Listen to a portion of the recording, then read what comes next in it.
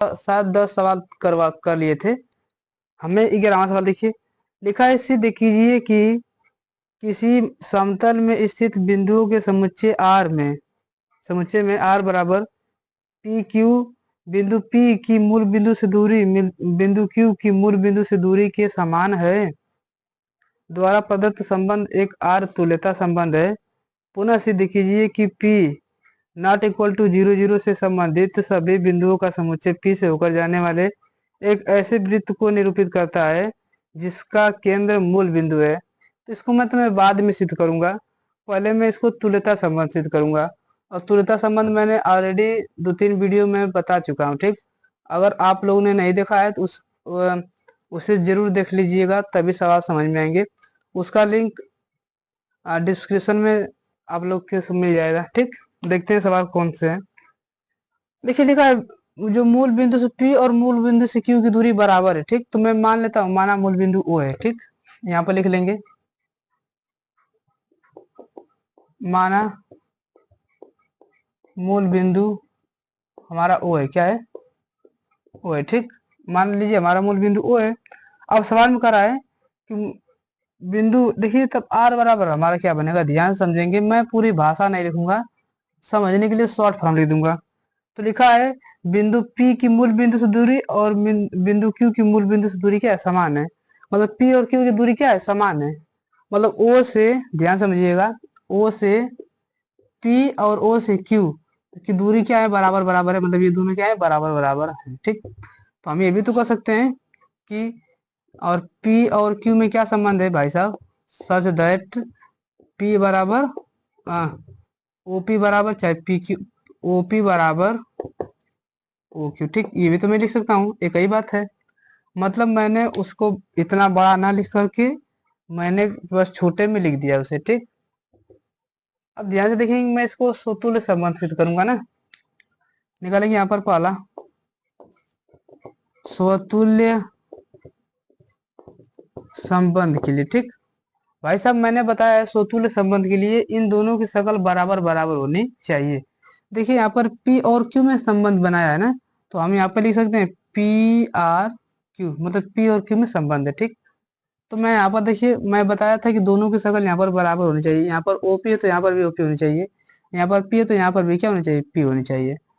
तो मान लेंगे यहाँ पर PRP, PRP में मतलब क्या है, तो देखिए यहाँ पर PRQ था तो PQ लिखा गया था। हमारा दोनों जगह P है तो मैं दोनों जगह क्या लिखूंगा, P लिखूंगा, OP लिखूंगा। इसलिए OP बराबर OQ हो जाएगा हमारा। देखिए O तो उसी तरह है, हमारा जहाँ जहाँ Q था मैंने वहाँ P लिखा है, तो यहाँ पर Q था तो यहाँ पर मैंने क्या लिखा, अच्छा यहाँ पर P रहेगा, OP हो जाएगा, ठीक। अब भाई साहब ये तो सही बात ना है, कोई संख्या खुद के तो बराबर होती है ना है, तो OP बराबर OP है। मान लीजिए मेरी हाइट 5 है तो मैं खुद के तो बराबर हूँ हुई ना, तो मतलब ये सही बात है। इसलिए R स्वतुल्य संबंध है, R स्वतुल्य संबंध है, ठीक।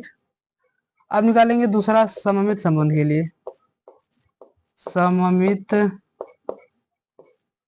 संबंध ना, ठीक। सममित संबंध जांच करेंगे हम लोग। तो देखिए मैंने बताया था जो ये लिखा है उसी का उल्टा होना चाहिए। तो यहाँ पर लिखेंगे PRQ, मतलब P और RQ में क्या संबंध है भाई साहब, OP बराबर OQ है, ठीक। अच्छा बताइए, अगर OP बराबर OQ है तो इसका उल्टा हम क्या लिख सकते हैं, बताइए। मैं इसका उल्टा ये नहीं लिख सकता हूँ, OQ बराबर क्या हो जाएगा, OP हो जाएगा। उल्टा का मतलब ये इन दोनों का आपस में स्थान बदल जाएगा, ठीक। अब बताइए ध्यान समझिए, यहाँ पर PRQ को मैंने क्या लिखा है, OP बराबर OQ लिखा है। तो यहाँ पर पहले P था तो मैंने पहले P लिखा है, और बाद में Q था तो बाद में Q आया है, ठीक। लेकिन भाई साहब मेरा यहाँ पर पहले Q आया तो मैं पहले Q लिखूंगा, और बाद में P आया है तो मैं बाद में P लिखूंगा। तो मैं इसको क्या लिख सकता हूँ, ध्यान से समझेंगे, लिख सकता हूँ, इस पूरे समीकरण को मैं लिख सकता हूँ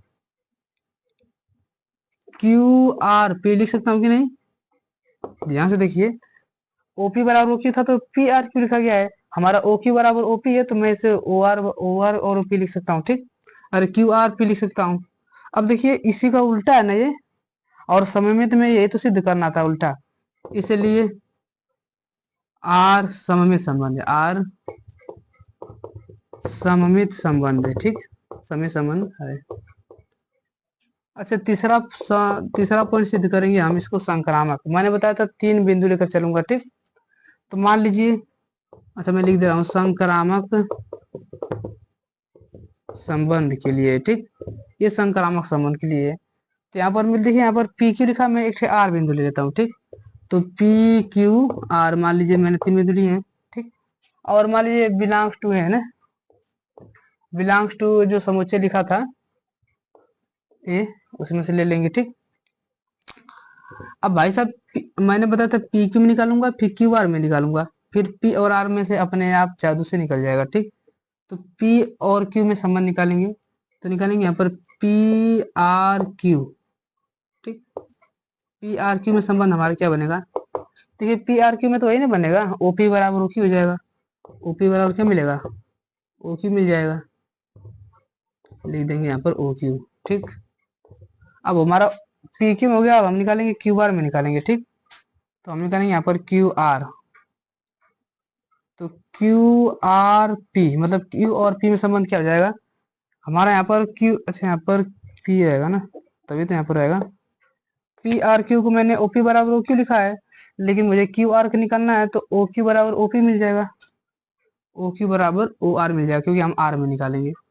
तो ओ क्यू बराबर क्या मिलेगा हमें, ओ आर मिल जाएगा, ठीक।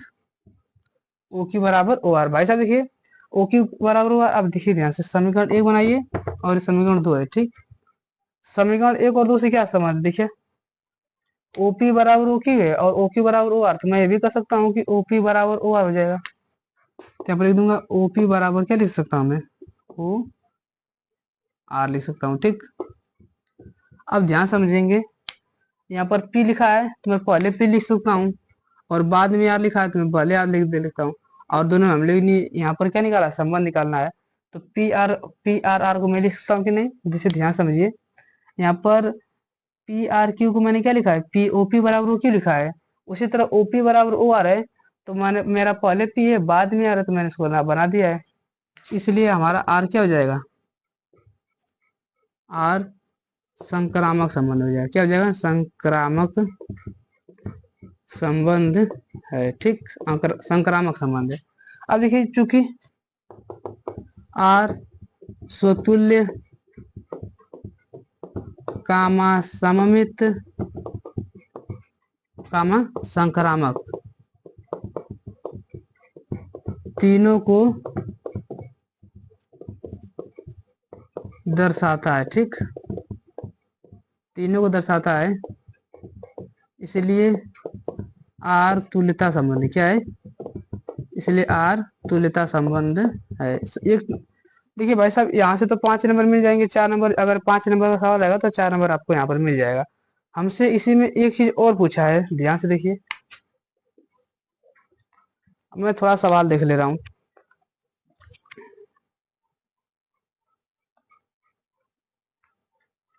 देखिए लिखा है पी, सिद्ध कीजिए कि पी क्यू मूल बिंदु पर नहीं होगा। आप बताइए, ध्यान से समझिएंगे। अब मान लीजिए मैंने चित्र बनाया था कुछ इस तरह ना,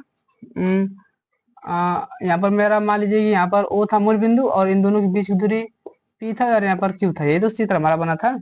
अब बताइए हमारा मूल बिंदु क्या है, हमारा मूल बिंदु ओ ना है कि हमारा वो मूल बिंदु पी है, तो हमारा मूल बिंदु ओ है, इसलिए ना पी जो है कि वो 0 0 पर उपस्थित नहीं है। 0 0 का मतलब क्या है, उपस्थित नहीं है 0 0 पर, क्योंकि हमारा 0 0 मतलब मूल बिंदु हमारा क्या है, ओ है।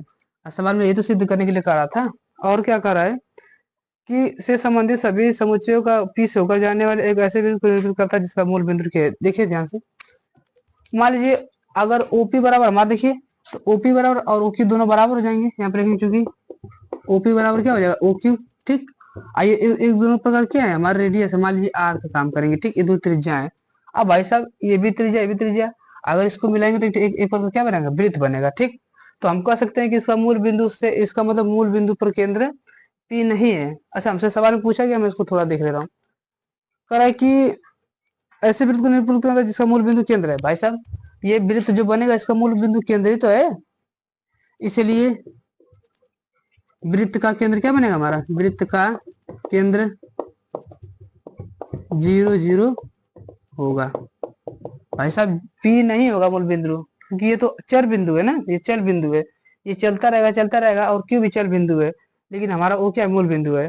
हम लोग देंगे बस इतना ही सोल्यूशन हो जाएगा हमारा। ठीक, मेरा हमारा मेन सोल्यूशन यहाँ पर था। ठीक, यहाँ तो आप लोग अपने से बना के लिख देंगे, सवाल लग जाएगा। देखते हैं अगला सवाल क्या है।